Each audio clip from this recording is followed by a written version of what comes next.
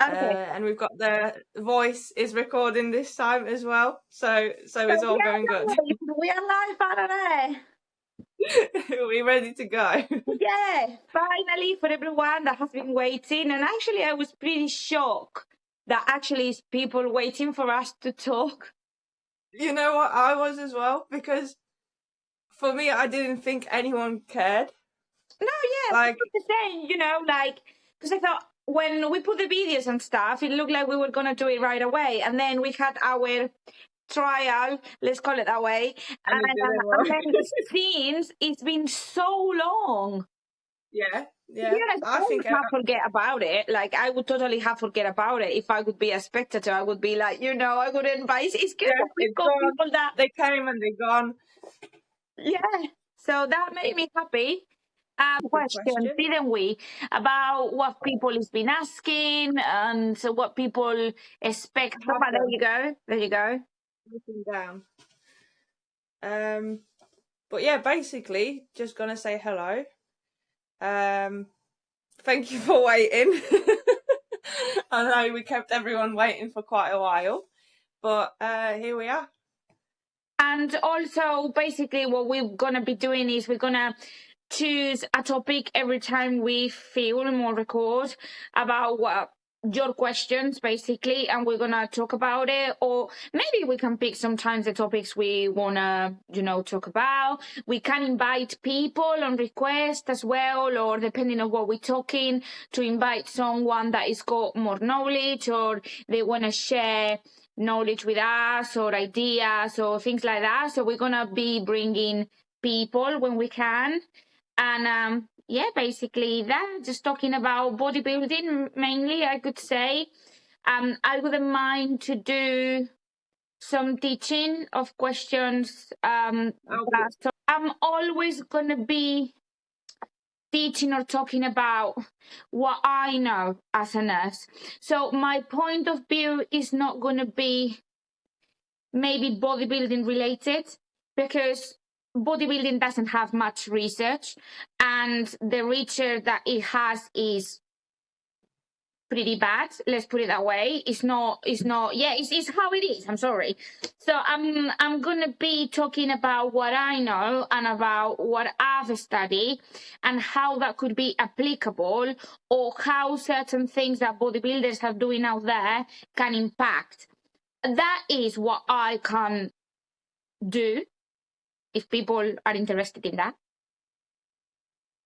I think we're just gonna chat our shit and test the waters. Yeah, see what people come back with. future references. So, did you want to go straight to questions? Yes, let's see what we got there and see what we can answer. I think last time we started with, there was a question about, because we're both in our off seasons, and someone was curious who eats more, me or you. Well, that's a bit of an unfair question because I've been in the off season since November, December. You only just came off the stage, and there's so many different factors, so we can't really compare. Yeah, and also you're taller than me. You're taller than me. I could say that at the moment you are the one eating more calories, but it's because you are on your peak of season. Exactly. What we did, it was increase your calorie intake through your off season, because I wanted to keep you growing, but I didn't want you to put unnecessary fat. Yeah, you disappeared. Oh. Perfect. Yeah. So we gradually build your calories up, and that's what we've done basically. So I'm eating a bit less than you, but I just did my last show mid-June, and for me, because I was 9 months dieting, it was a long prep. It was basically to control my hunger. That was the goal. And because I was getting married at the same time, I had to fit in my dress. So we did like I didn't drop the cardio. I was doing cardio still, but that all was to fit in my dress. Because obviously I did the dress fitted and everything while I was on prep. So now that the wedding is done, I'm about like, how much I'm on 24,000 calories, and you are on 28,000. And to be honest, my cardio 2,800. We're not in thousands yet, Olga. sorry, 2,800. Yeah. And we're not doing cardio now. Now I've dropped my cardio as well. I do a lot of walking, because I do walk a lot, and it's the same with you. You do a lot of steps. Mine is on and off depending on how busy my job is. So sometimes it's 25,000, sometimes it's only 10,000. But to be fair with you, right now I don't really pay much attention to my steps. I just, as long as it's over 10,000 for me, I'll just leave it. If you think about it, 10,000 steps is about 5K. That is more than what the average population walks anyway, which is pretty rubbish if you think about it. The population just moved that little, but it's still, and also your job is very physical, so you've got like amount of cardio in there as well. So it's not that you are sat on the office in front of a computer all day. I wish sometimes. So yeah, the answer is basically no. And to be honest, the fact that we are both bikinis and we are coached the same way doesn't mean our plan is the same, because to be honest, our plan is not the same at all. It's very tailored, I could say. Yeah.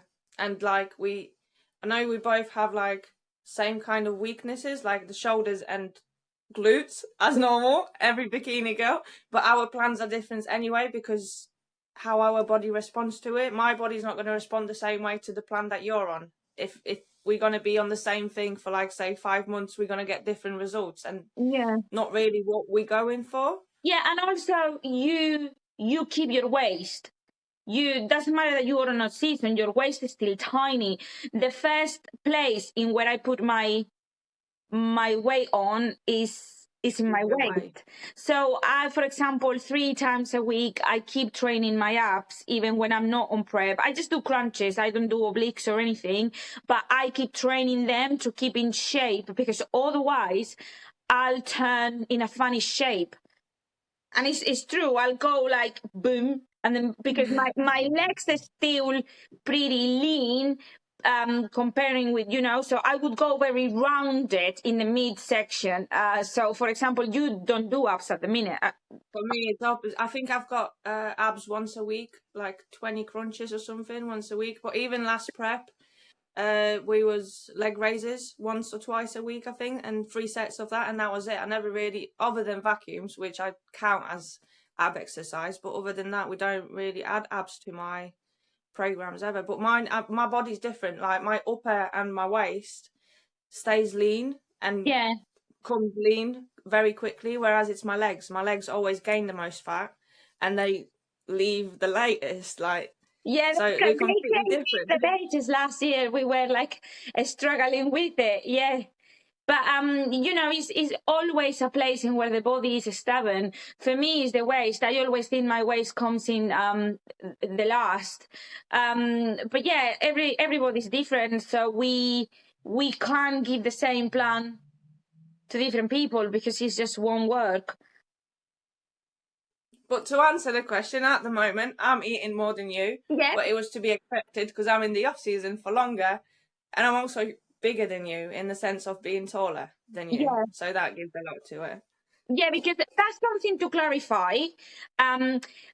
Every person that met me in person, they always say, "Oh, you are way shorter than that one." And I thought, I don't know why people think I'm very tall.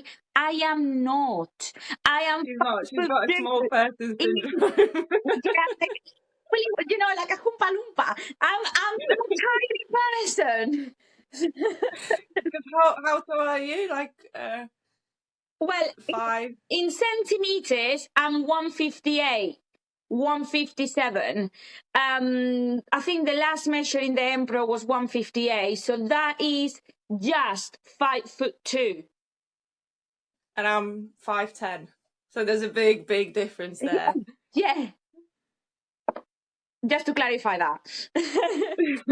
Someone asked me, how do you keep on track with your diet, and what do you do to stop snacking and binge eating?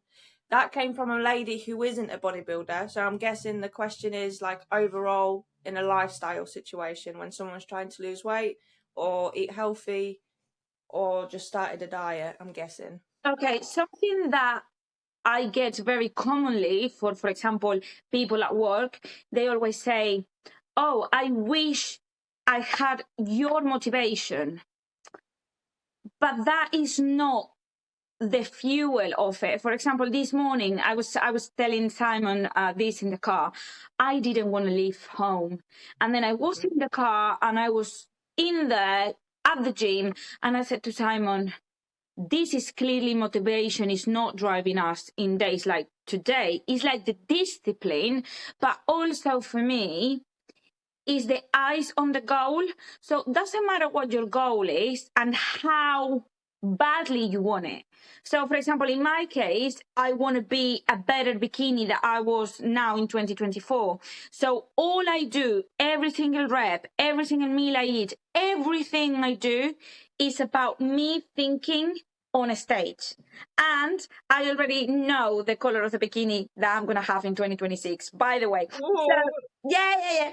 So that is going to keep me fueled and fueling my trainings and my discipline, because that's what I want. So for lifestyle people, imagine that your goal is to look good at the beach next summer. So you're going to be working towards that, or maybe fit in the dress that you used to fit 2 years ago and suddenly doesn't fit and it's your favorite dress. It's like something like that. Or your wedding, you want to look good on your wedding day. But the problem that society has is, in my opinion, is that we got used to really bad nutritional habits that then when you go to what is normal, you think you are on a diet, and you're not on a diet. You are eating good nutrients, good food, real food, and leaving all the shit out. I'm not saying that on a weekend you cannot go and eat out or have a coffee or a piece of cake. Of course you can, your lifestyle, but this should be like on not every day. It should be just like one off, something special. And people and eating bad is so normalized that then when they see you with rice and chicken and broccoli, or even, I don't know, even a salad with a lot of things, or pasta with, they think, oh, what are you eating? You know, at work sometimes I get this question, what are you eating? Because they think I've got the magic pill that makes me fit. And it's like, I'm just eating normal food. That's all I do. Yeah, I get that question every single day at work because I prep for a few days in advance in bulk. So my meals to work are exactly the same every single day because I'm in that routine. And they will look at me and they're like, oh, you're eating the same thing again today? I'm like, yes, because it's quite literally beef and pasta is the same like you having bolognese fucking spag bowl, and you just having it like reheated 3 times in a day. 3 times in a week. It's exactly the same thing. It doesn't have to be complicated. Yeah. It doesn't have to be fancy food. It doesn't have to be boring either, especially when your lifestyle. There's a lot of things you can add, or like add little treats or something like that, because you don't have to be like very, very spot on with it. I think it's more like people got the idea that in their head it's a diet, whereas when it's not, if they change it to like a habit rather than a diet, that's where they're going wrong, I think. Because once you get it into routine, once it's going to be your habit, you'll do it without thinking. Whereas if you think about it, oh, I've only got to diet for the next 3 weeks, in your head, you're like punishing yourself. Do you know what I mean? Something, you're right. Something that I've learned coaching lifestyle people is like, people just nowadays people don't know how to eat. So when I get a lifestyle diet client, it's basically teaching them how to eat. Like Mm-hmm. you need to eat fruit, you need to eat veggies, you need to eat people. It's something that it really kind of irritates me, that people think that peanut butter or peanuts are protein. No, Yeah. they're not. They are high in protein, but they are higher in fats. They've got high protein, but the source is not protein. It's not like chicken, for example, or like beef or eggs. Or people who tells me, oh, if you eat so many eggs, you're gonna have cholesterol. And it's like, are you back in the 1960s in where people thought that eggs had cholesterol? It's not, but however, the pre-made soup that you buy in the shop, or the piece of cake, or your Haribos, or the Starbucks coffee that you drink every day, those things are the ones that are raising your cholesterol, not a couple of eggs a day. So the main thing in this society, in the Western society, I would say, is like people don't know how to eat. People don't have any education. So when we get these kinds of clients, the lifestyle, the first step we do is teaching how to eat.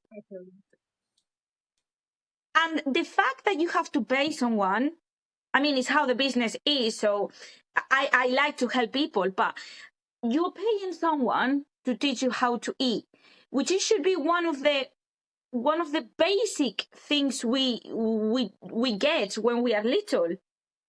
How to eat.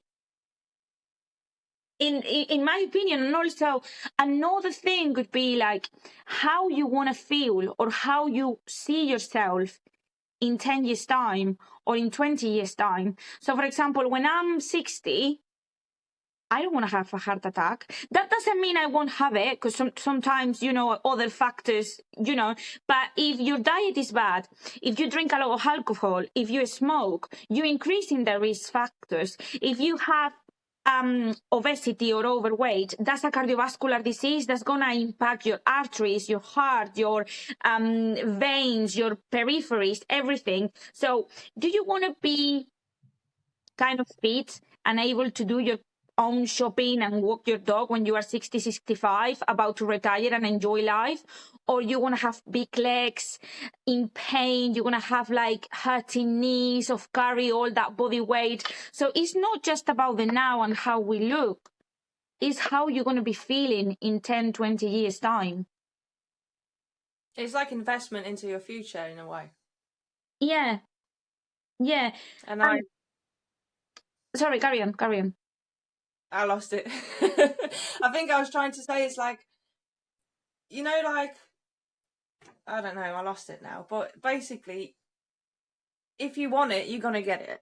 And if you have problem with binging and snacking and all that, don't have the triggers at home. If you I know it's hard because I don't live by myself. So when I'm on prep, it's even harder because there's food around me that I like, but I can't have.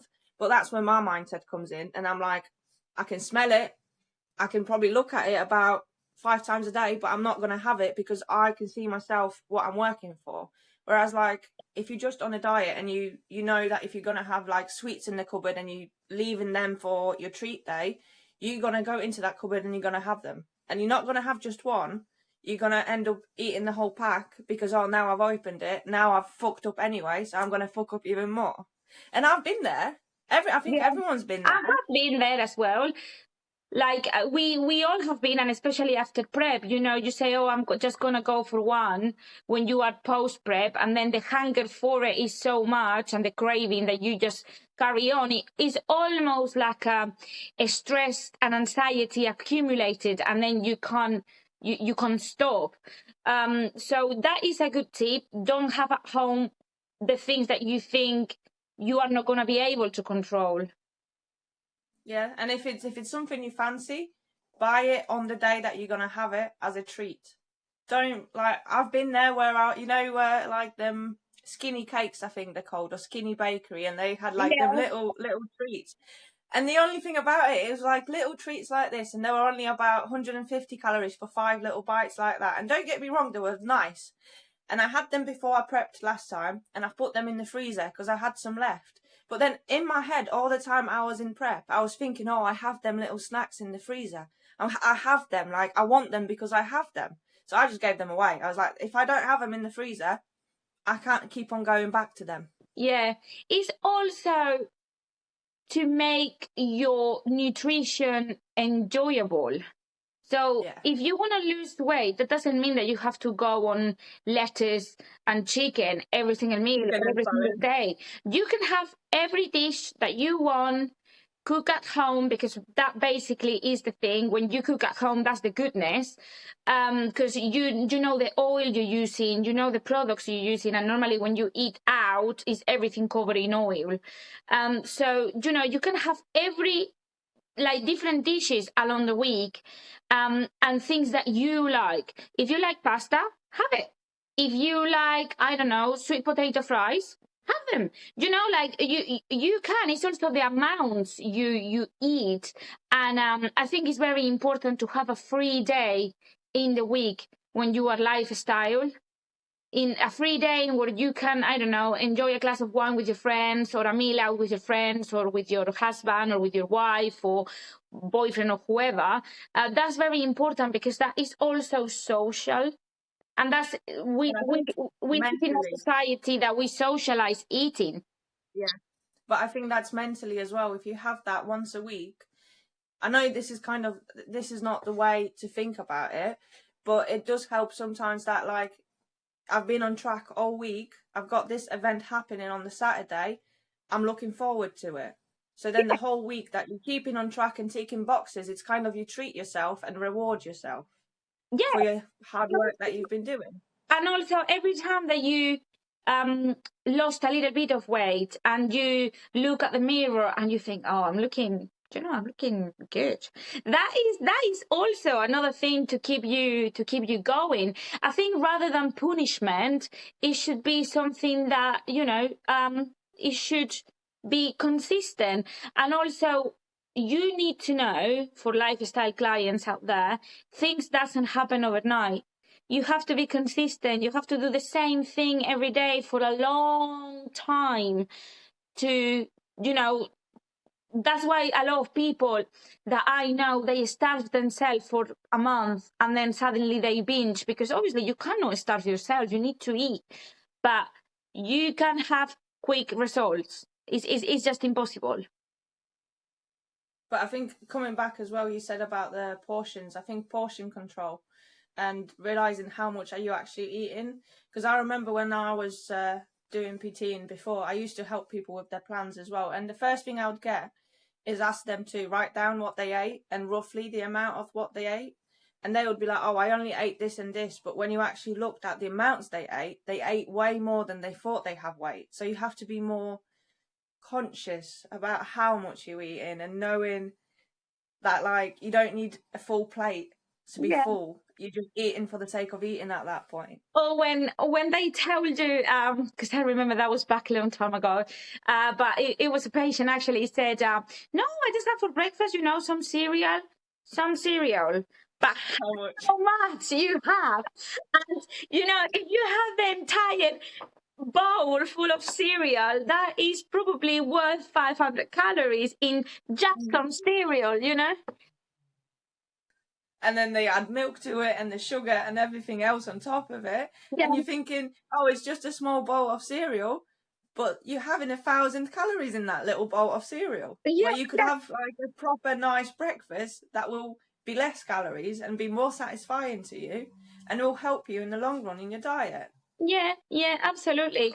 So to summarize all what we've said, it would be for this lady that asked that question, it would be, keep your eyes on your goal and how much you want it, and knowing that it's not going to happen overnight, that you have to be consistent, and you're going to be tired, you're going to be hungry at the beginning.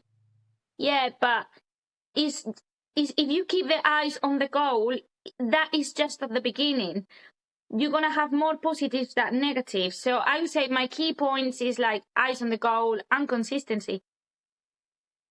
And don't eat too less calories, because I know the journey of this lady and I know what she's been put through before, And 1,200 calories is not going to be enough, and that's why you're going to be binge eating. Yeah, and make your plan enjoyable. Exactly. Still, you can sneak in that little treat here and there, but just stay consistent. Exactly. I agree. Yeah. I agree. It's about that balance where most of the time you're on track, but then you allow yourself that one day of being free, enjoying the stuff that you want to enjoy. It's not going to ruin your progress in the long run. I mean, even when we were on prep, we allowed one day of free meal sometimes up to so many weeks out. Yeah, there was And sometimes, yeah, so that's not gonna ruin all of the stuff that you've done. It's just gonna make you keep going more, I think. Yeah, absolutely. Yeah. How does PEDs affect blood pressure? Well, that's gonna take me a long time to answer. So basically, depending of the PED that you're using, but they normally act as a vasoconstrictors. So when something is vaso, our veins, our arteries constrict, they got smaller. So the blood, this is quite theoretical for me to explain, but the blood pushes in the walls of our arteries and our veins, and that's the pressure. So when your veins are vasoconstrict and the pressure gets bigger because it's got less space, put it that way, and increase the blood pressure. Also, it's depending on how much blood you got in the body and how much fluid, and that is called stroke volume and things that I will explain, but I'll need to explain that entire podcast because this is very broad. We'll leave it for another one. I think we said we're gonna make some more videos when it's just educational stuff as well. Yeah. So I think that will just be. But I can kind of give so basically they're vasoconstrictors, and that's why they can act as a vasoconstrictor, and that's why they increase your blood pressure. Also, they can impact your liver and your kidneys, but I would like to go more on that. But yeah, they increase the blood pressure for what I just said because they vasoconstrict. So for that, we'll leave it at that now, and then that's just going to be another topic for another day where we make a video just based on that, maybe. What I'll do is I'll take the PEDs that they are more known in bodybuilding, and then I'll talk about them, so then the people can have because that is a very extended question. And I think as well, good if we can speak about that, because there's a lot out there that's a lot of gym bro science where it's based on someone's already taken it and but for example, especially if you're a female, there's not a lot of research out there. So I think it'll be a good episode to have about the risks and how does it affect your body and all of that. But obviously I know we're going to have to be mindful of how we talk about it because of your job line and everything. So yeah, basically, we'll figure out. I'm gonna be I'm not gonna be advising because I think I'm just gonna purely fact what they are and what they do. And what they can do to your body. That's what I'm going to be talking. I'm not a person that is going to advise, and I want to leave this very clear. I'm not going to be giving any advice about it. I'm not going to tell anyone what cycle to take because, first of all, I'm not a doctor. If you are asking what cycle to take for bodybuilding, it's not something that a doctor would do anyway, because that's what they are not for that in our profession. So I can talk about them and explain, but I will never give advice or prescribe or tell someone to take something because that's not what I do. No. And also we've got to justify that Olga is very not happy with even taking supplements, let alone enhancements. So that's the last thing she will be telling anyone to do. True. It's just it's complex. It's complex. But what I'm gonna do when we finish with this podcast, if you want, that could be the next one, and I can go through a bit. Yeah, we can do that. We'll go through like the main ones that you hear about, and then basically what they do, how they react to your body. We can do something like that, make it educational. I think a lot of people might be interested in that. Yeah. I'd definitely be interested. I'll watch it. Well, you're stuck with me. You have to.